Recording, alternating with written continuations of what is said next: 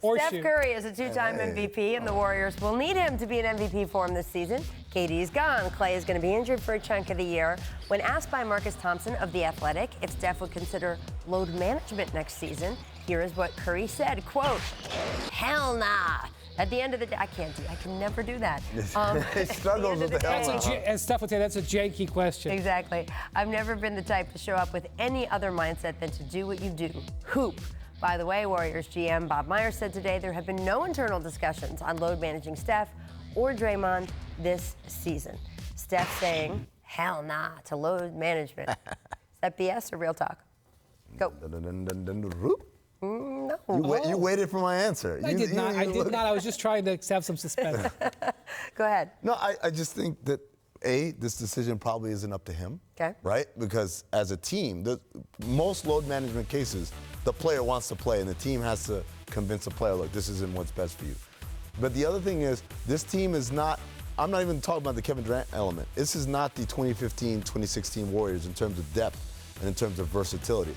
They are very reliant on him, and so it'll be really easy to burn him out offensively, given that there's no Klay Thompson, given that D'Angelo Russell is still trying to adjust, and given that defensively they lost, at least whole or in part, their three best perimeter defenders. And so it'd be silly of the Warriors to ride him like Seattle slew for 80 games at 36 minutes a game. I'm not saying he's not going to take games where he's going to rest this year, but I think this is indicative of his mentality going in, which is full bore, back to gas it. I'm taking the shots again. I'm going to be the MVP and Steph Curry. I think it's the mentality of I'm not saving anything for our alleged 4-round playoff run. Sure. He's going to go all for it in the regular season, and I think it's going to be terrific. I think in that new building, it's going to reignite the old Warriors.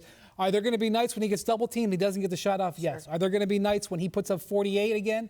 Yes. But I think all that can exist in the same context of you sitting out this one, you sitting out this game here, in the schedule where it may not be a back-to-back. Load management was invented for Kawhi Leonard, where there was going to be, he knew going in, I'm skipping these games. I think Steph's mentality is completely different. Load management was invented a long time ago by Greg Popovich. Well, I was going to say, though, the term was. Well, that's an interesting point, though, because load management has become such a catch-all, and it speaks to 16 different things, right?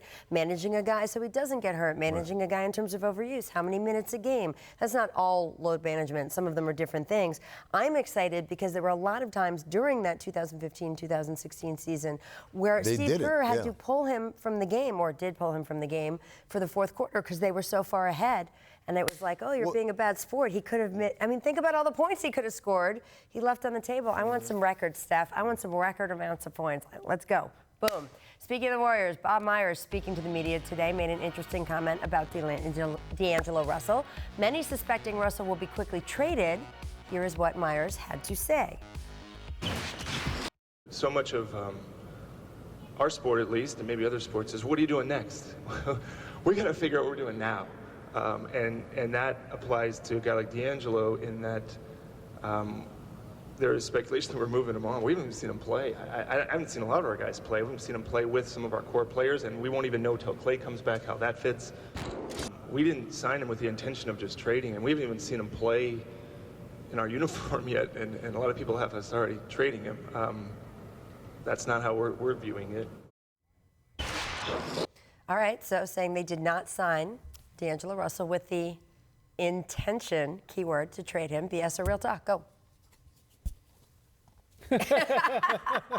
See, I thought the intention word saved him. No? They haven't even seen him play. They signed him to $117 million.